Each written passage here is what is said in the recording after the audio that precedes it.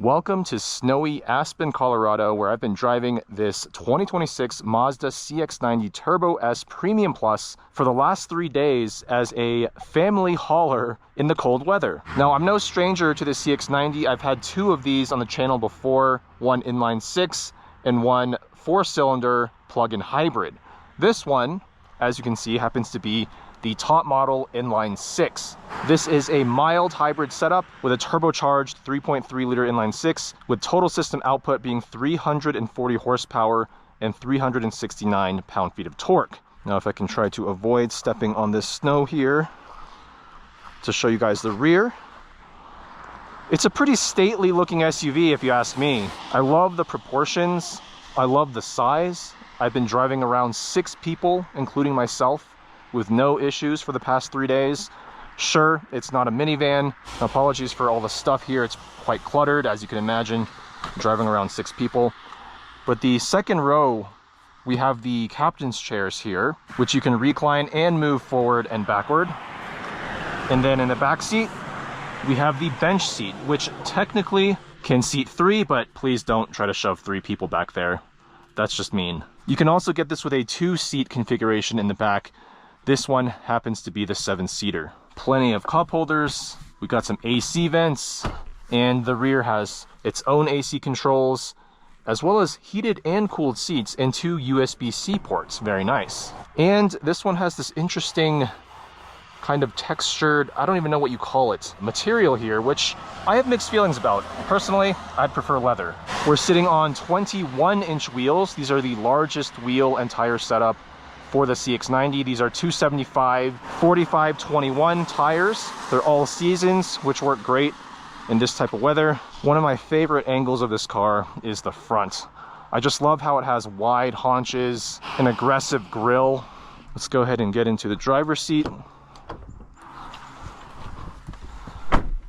I've always been a fan of the CX-90 interior, and this is no exception. Fully loaded, this Turbo S Premium Plus starts at around $61,000. It feels every bit of $61,000. It would feel a little more expensive if the dash was covered in leather. Very little usage of piano black plastic. It's all this more matte, non-reflective, non-fingerprint attracting plastic here, which is much better in my opinion.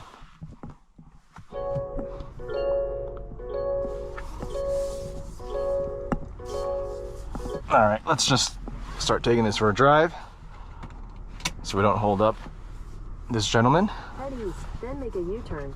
So this is a unibody construction SUV, not a body on frame, which should make it more comfortable than something like a Toyota Sequoia.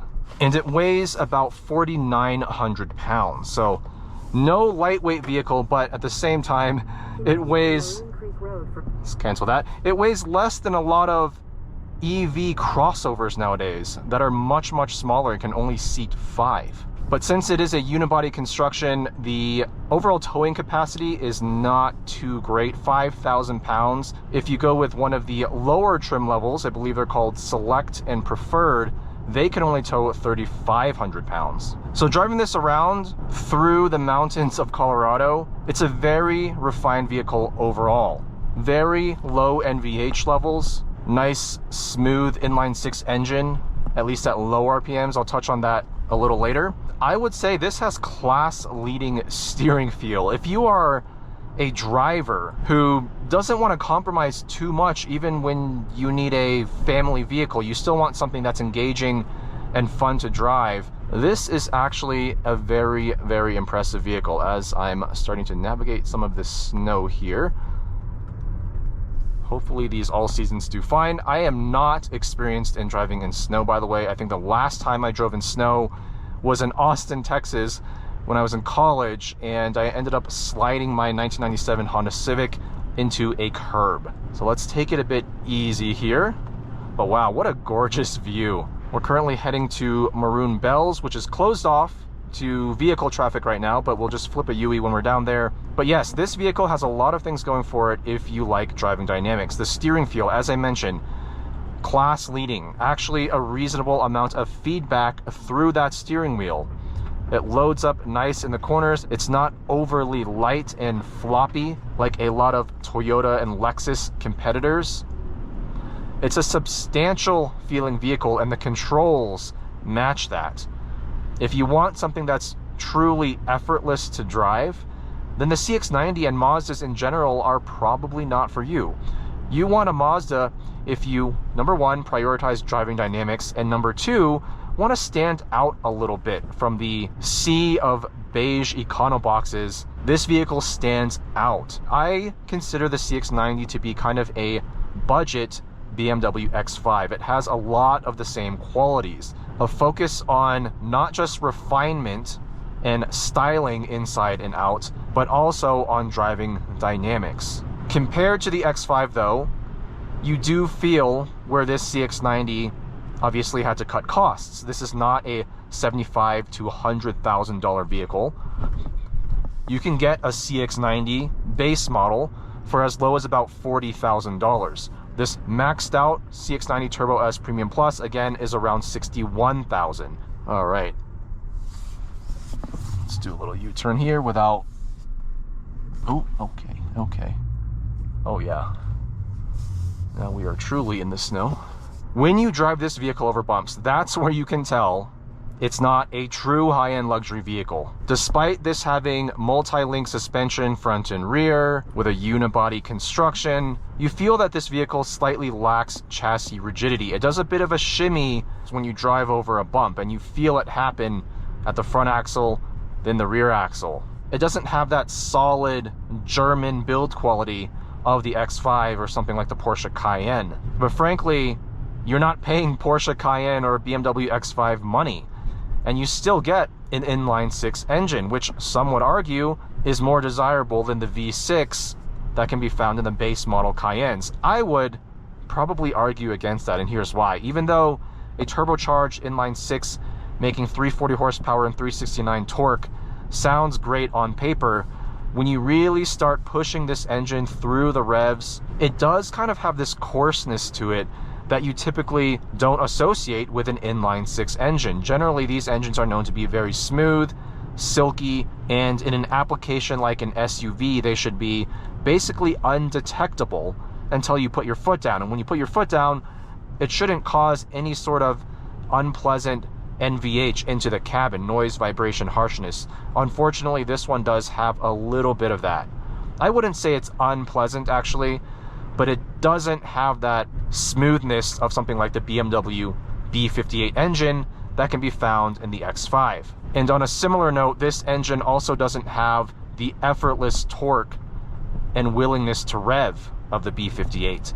It's a great first attempt from Mazda at an inline-six, and I hope they use this more, especially in smaller, lighter cars, maybe even a sports car in the future. Let's hope. But just don't expect BMW levels of engine tuning, let's call it.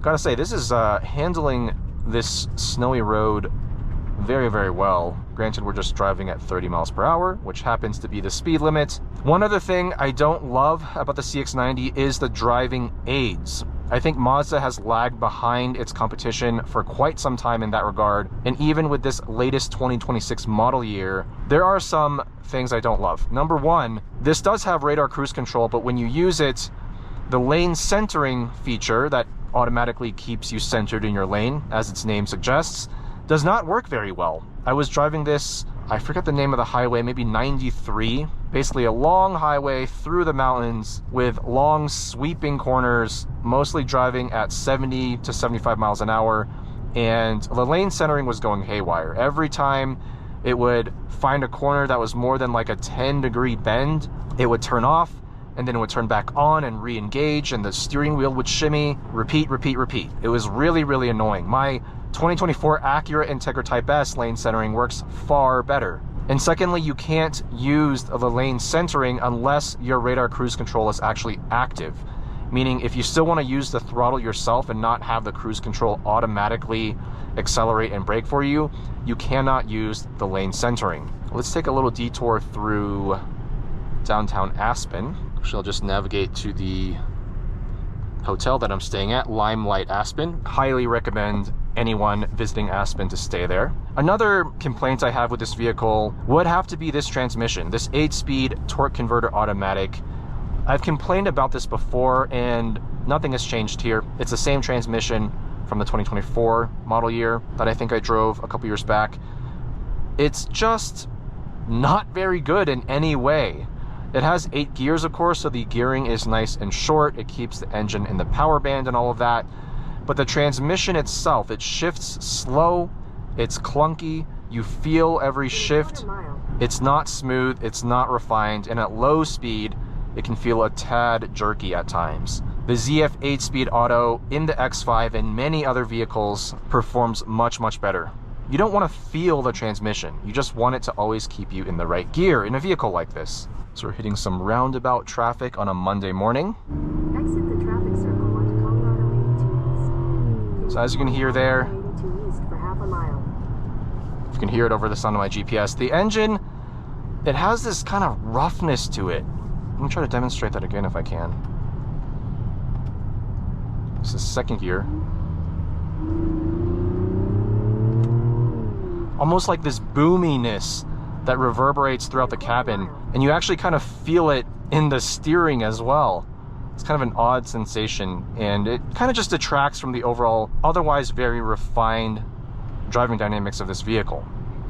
Around town here, over some of these bumps, I do feel the shimmy that I was talking about earlier, like right there. It's really not bad, but if you're looking for the ultimate in ride comfort in your mid-size sub $60,000 or sub $70,000 SUV, this doesn't really give you that. But those are honestly some pretty minor complaints. At this price point, this is the SUV I would purchase if I needed 3 rows and I wanted something a little bit more interesting than your Toyota Highlander or Honda Pilot. This is definitely the vehicle I would choose. I love the styling inside and out. I love the overall feeling of quality, and I love the driving dynamics, save for those couple of nitpicks: the engine smoothness, the transmission, and the ride quality over bumps. So big shout out to Mazda for providing this CX-90 Turbo S Premium Plus for review. Again, I've thoroughly enjoyed this over the last 3 days. It's not the biggest SUV on the inside, but we were able to fit 6 people's luggage for a 3-day trip, and it worked just right. There's something nice and satisfying about having just the right tool for the job. Not overkill, not underkill. This thing worked just right for my needs. So let me know what you think about the Mazda CX-90 and fully maxed out Turbo S Premium Plus trim for your, let's call it sub $65,000. What do you think is more compelling than this? I'm really curious. As always, guys, thank you for watching, and I'll see you in the next video.